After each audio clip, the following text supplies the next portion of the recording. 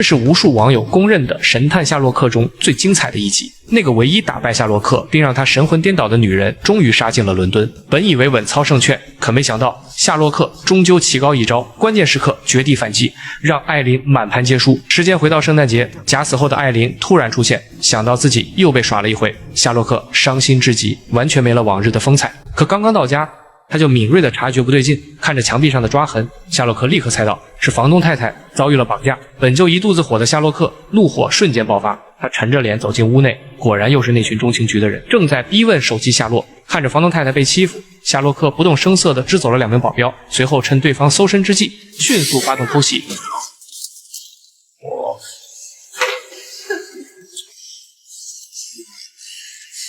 随后，夏洛克拨通了警察电话，声称有人私闯民宅，接着就一遍遍将那个特工丢下楼。等探长赶到时，直接惊呆了，这前前后后没有10遍也有8遍，而所有人都在找的手机到底藏着什么秘密。夏洛克也很想知道，可即便他有着超高智商，也没能解开那个密码。转眼6个月过去，这天夏洛克刚一回到家，就察觉到一丝异样。等他进入房间，却发现艾琳正素面朝天地躺在他床上。原来他假死的计划已经败露，如今正被追杀。他告诉夏洛克，自己必须拿回那部手机，因为里面有一条情报能保他一命。夏洛克让他说出密码，可艾琳却摇摇头。显然在拿捏夏洛克这件事上，艾琳吃定了他。无奈之下，夏洛克只好把手机还给艾琳。可当艾琳输入密码后，手机还是打不开。原来夏洛克给他的是一部假手机，目的就是为了骗取真正的密码。可等他将骗来的密码输入之后，依然显示错误。原来艾琳早就把这部手机当成生命一样保管，只要一上手就能知道手机是真是假，所以他直接输了一个假密码上去，反将了他一军。看到2人这种打情骂俏的方式，华生在一旁彻底无语。无奈之下，夏洛克只好把真手机交给艾琳。艾琳也说出真相，有个国防部官员总爱炫耀，声称这封电子邮件能拯救世界，他便趁其不备偷偷拍了下来。可自己找遍了各路专家，都未能破解里面的秘密。显然他现在是把所有希望寄托在夏洛克身上。而这一次，夏洛克再次让所有人都见识到了什么才叫侦探界的最强大脑。仅仅数秒的时间，夏洛克便已经摸清了大概的脉络。Heathrow tomorrow at 6:30 in the evening for Baltimore. Apparently it's going to save the world. Not sure how that could be true, but give me a moment to interview the case for 8 seconds.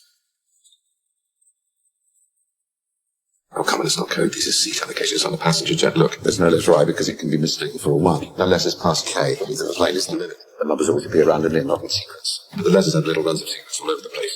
Families and couples sitting together. Only a jumbo is wide enough to need a letter K or rows past 55, which is why there's always an upstairs. There's a row 13, which eliminates the more superstitious airlines. Then there's a star of the flight number 007 that eliminates a few more. And assuming a British point of origin, which would be logical considering the original source of the information, and assuming from the increased pressure on humanity that the crisis is imminent, the only flight that matches all the criteria and departs within the week is the 6:30 to Baltimore tomorrow evening from Heathrow Airport. Please don't feel obliged to tell me that was remarkable or amazing chance expressed and thought in every possible variant available to the English language. I would have you right here on this desk until you begged for mercy twice.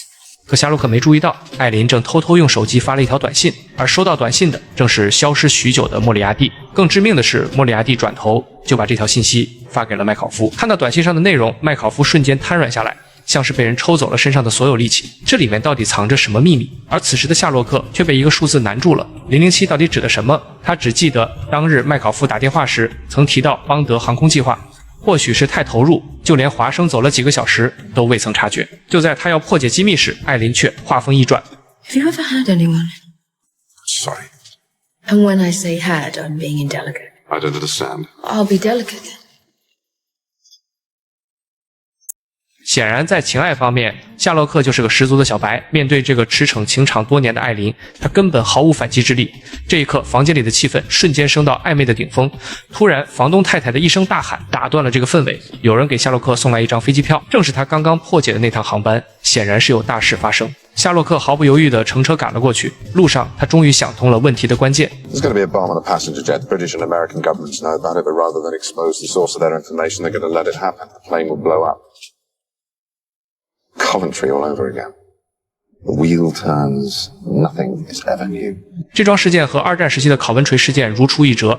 当时英国破译了德国密码机，提前得知考文垂会被轰炸，但为了保护密码机被破解的秘密，放任城市被炸毁。而这一次，相似的剧情竟再次上演。没多久，他们便抵达了机场。可等夏洛克登机后，却发现整个飞机上都是死人，而麦考夫也在这个时候走了出来。原来这些死人都是他安排的。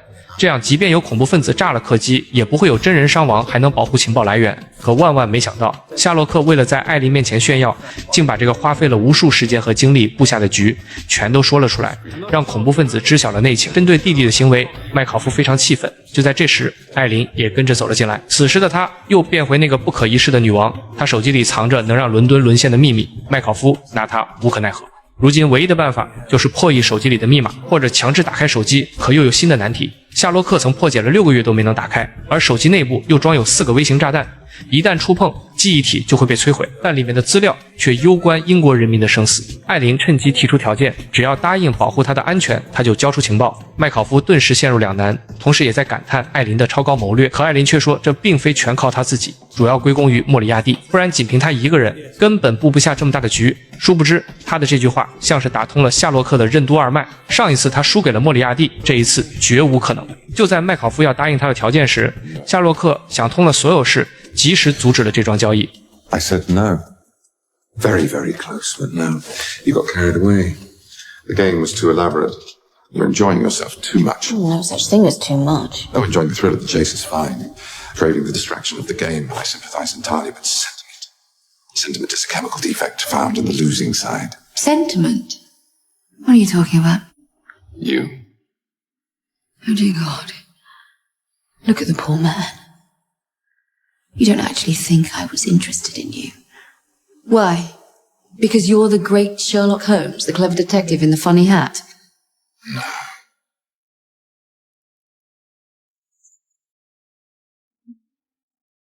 Because I took your pulse.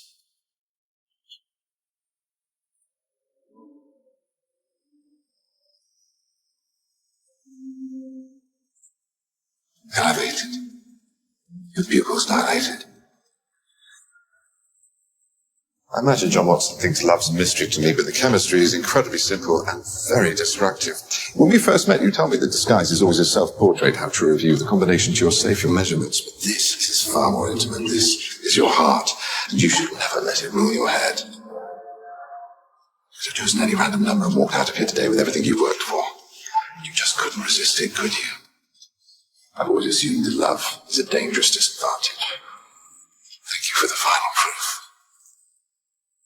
Everything I said, it's real. I was just playing a game. I know. This is just losing.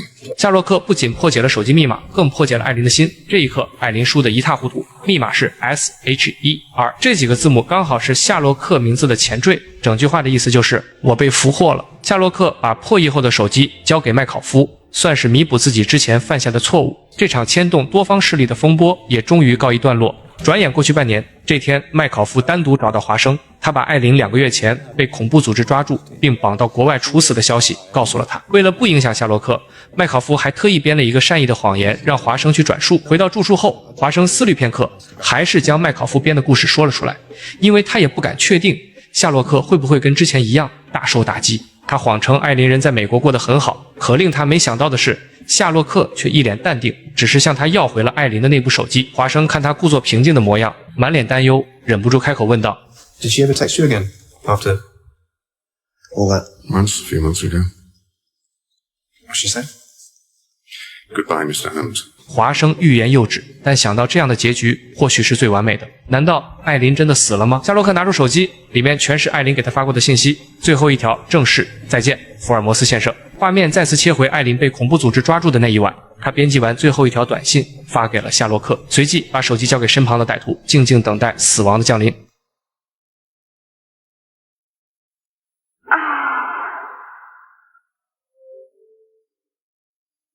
When I say run, run.